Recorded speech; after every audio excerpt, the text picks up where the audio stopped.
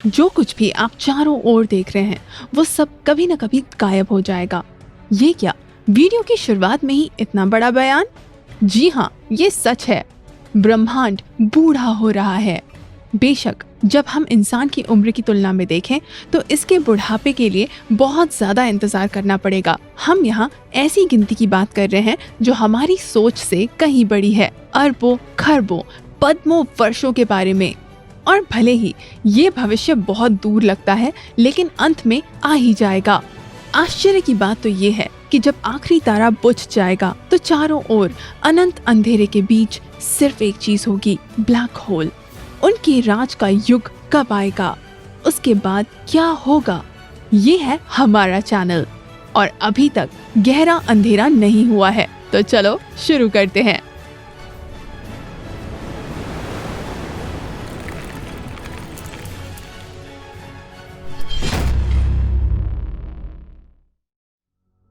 ब्रह्मांड का भाग्य। हमारी दुनिया ने अपने इतिहास की उल्टी गिनती बिग बैंग के बाद शुरू कर दी थी। तब अंतरिक्ष, समय और पदार्थ का जन्म हुआ था और फिर तारे दिखाई देने लगे जो अब रात के आसमान में दूर कहीं लाइट हाउस की तरह चमक रहे हैं। ऐसा लगता है कि यह हमेशा ही ऐसा रहा है और आगे भी हमेशा ऐसा ही रहेगा। लेकिन सितारों की एक्सपायरी डेट होती है। अब हमारे सूरज को ही ले लो, केवल 5 अरब वर्षों में नष्ट हो जाएगा। ब्रह्मांड के पैमानों में इसमें ज्यादा वक्त नहीं बचा। बेशक नए सितारे फिर भी पैदा होंगे, लेकिन एक पल आएगा जब आकाश गंगाओं में सितारों के बनने के लिए गैस और धूल पर्याप्त नहीं होगी, और जो बन चुके होंगे वे भी अंत में नष्ट हो जाएंगे।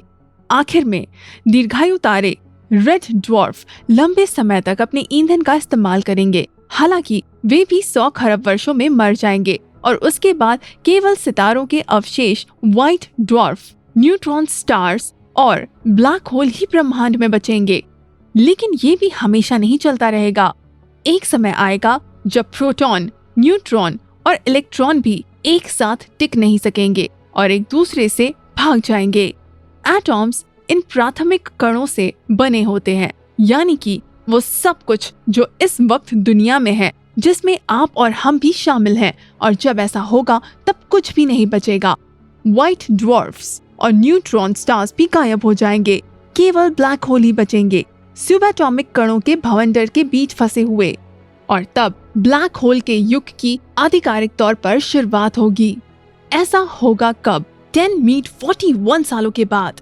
जरा रुकिए और इस संख्या की कल्पना करने की कोशिश करिए। कुछ समझ आया? अच्छा, तो आप उस वक्त के बारे में क्या कहेंगे जब ब्लैक होल्स खत्म हो जाएंगे? यही कुछ 10 मीट 92 सालों बाद। हम तो हार मान गए भाई। ऐसे आंकड़ों के बारे में तो हम सोच भी नहीं सकते। एक मिनट, ब्लैक होल का युग कैसे समाप्त हो सकता है? क्या वे भी गायब हो जाएंगे? जी हाँ, ऐसा ही होगा। इसे समझने के लिए हमें पहले ये समझना होगा कि ब्लैक होल है क्या। ब्लैक होल और हॉकिंग रेडिएशन। असल में ब्लैक होल अंतरिक्ष के अंदर किसी छेद की तरह नहीं दिखता है और उतना काला भी नहीं होता है। ये एक बहुत ही अजीब ऑब्जेक्ट है जो अंतरिक्ष समय को अपने चारों ओर इतना विकृत कर देता है कि प्रकाश भी इसकी शक्ति की सीमा से बाहर नहीं निकल पाता। वो सीमा जिसके अंदर कुछ भी ब्लैक होल से बच नहीं सकता, उसे इवेंट हॉरिजॉन कहा जाता है। ये सब कुछ गुरुत्वाकर्षण के कारण होता है कि चारों ओर का अंतरिक्ष एक प्रकार से फैले हुए गालीचे की तरह है, तो ग्रह और तारे इसे अपने द्रव्यमान की वजह से थोड़ा दबा देते हैं। लेकिन ब्लैक होल इतना विशाल होता है कि इसमें अंतरिक्ष समय का घुमाव अंतहीन सा महसूस होता है। ऐसा चमत्कार कैसे हो जाता है?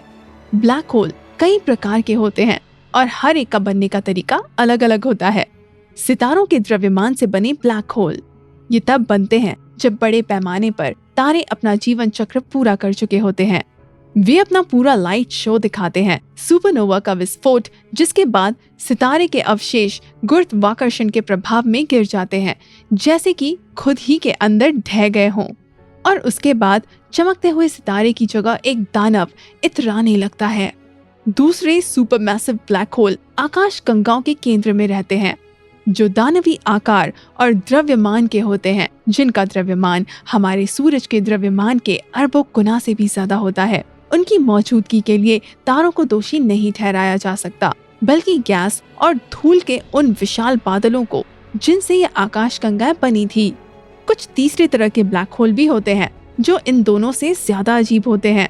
वो किसी सितारे की मृत्यु के बाद बनने के हिसाब से बहुत बड़े होते हैं, लेकिन सुपर मैसिव की श्रेणी के हिसाब से बहुत छोटे होते हैं। ऐसा मानना है कि इस प्रकार के ब्लैक होल्स सबसे पुराने हैं।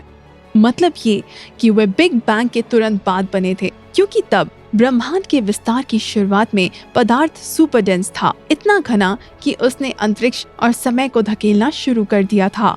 चलो, आकार के बारे में तो हम लगभग समझ ही गए, लेकिन अब आगे चीजें और भी पेचीदा हो जाएंगी। ब्लैक होल भाप की तरह उड़ जाएगा। वे उसी तरह कणों और रेडिएशनों को फेंकता है जैसे गर्म तारे करते हैं। लेकिन ऐसा कैसे हो सकता है अगर कोई भी पदार्थ ब्लैक होल के इवेंट हॉरिजॉन को पार नहीं कर सकता? सच्चाई ये है कि रेडिएशन ब्लैक होल में से नहीं, बल्कि उसके चारों ओर खाली जगह में से निकलती है। खाली मतलब कितना खाली? जिसे हम वैक्यूम कहते हैं।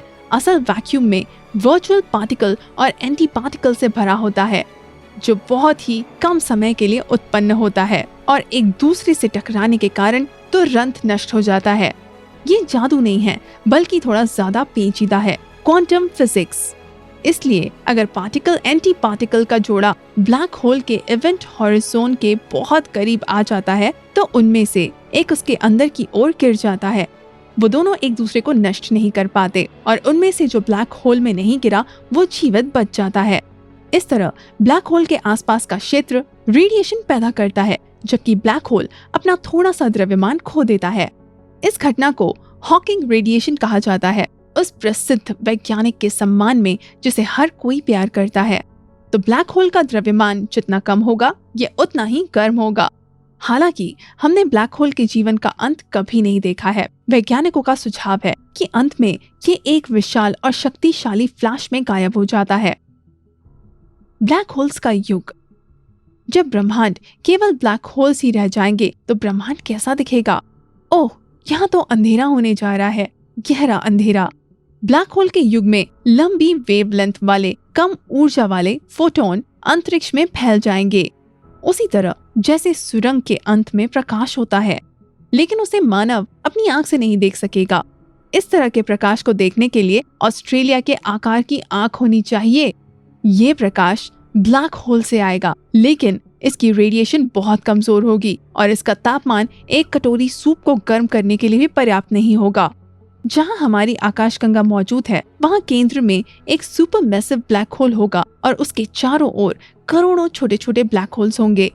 वे अपनी अपनी कक्षाओं में घूमते रहेंगे और समय समय पर एक दूसरे में विलय होते रहेंगे, और यहाँ तक कि सुपरमैसिव ब्लैक होल भी कभी कभी दूसरे होल से टकराकर एक दूसरे में समाते रहेंगे। वैसे जब ब्लैक होल्स का युग आएगा, तब ब्रह्मांड में कितने ब्लैक होल्स होंगे?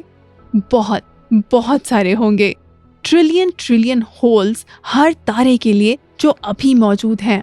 अगला प्रश्न भले ही आपको भोला लगे, लेकिन जरूरी है। क्या ब्लैक होल के युग में कोई प्राणी जीवित रह सकेगा? हेलो, यहाँ कोई है क्या? प्रोटॉन के टूटने के बाद कार्बन आधारित जीवन रूपों का अस्तित्व निश्चित रूप से समाप्त हो जाएगा, लेकिन अन्य रूपों का क्या होगा? जीवित प्राणी तापमान पर निर्भर करता है। ये उनके मेटाबॉलिज्म की गति और सोचने की गति को नियंत्रित करता है। ब्लैक होल खराब स्टोव की तरह है, इसलिए उस समय तापमान एब्सोल्यूट 0 के करीब होगा। अगर कोई अनजान जीवित इकाई ऐसी परिस्थितियों में पैदा हो भी जाएगा, तो वो बहुत धीरे सोचेंगे और गतिविधि में पत्थर की तरह होंगे। हेलो कहने में उसे सदियां लग सकती हैं। दूसरी ओर इस तरह के प्राणी के पास हमारे मुकाबले बहुत ज्यादा समय होगा, क्योंकि ब्लैक होल का युग उन कुछ क्षणों की तुलना में जब अंतरिक्ष सितारों से भरा था, बहुत लंबे समय तक चलेगा। फिर भी ब्लैक होल हमेशा के लिए नहीं रहेंगे। उनमें से आखिरी होल की मृत्यु के बाद अनंत अंधकार का युग शुरू हो जाएगा। अंधकार हर जगह राज करेगा और केवल सुबएटॉमिक कण ही खाली अंतरिक्ष में दौड़ते रहेंगे, बिना ये सोचे कि आखिर सब चले कहाँ गए। बस इतना ही? नहीं, ऐसे नहीं चल पाएगा। ये सिनेरियो तो कुछ उदासीन सा बन गया। खुशकिस्मती से कुछ ऐसा है जो ब्लैक होल के मरने के बाद भी जीवित रहेगा। आशा और एक चुटकी भर क्वांटम मैकेनिक्स। लगता है कि वैक्यूम होगा जो हमारे ब्रह्मांड में मौजूद है, असल में सबसे कम ऊर्जा स्तर पर नहीं है। इसका मतलब ये है कि उसके पास अभी भी चलने के लिए जगह है।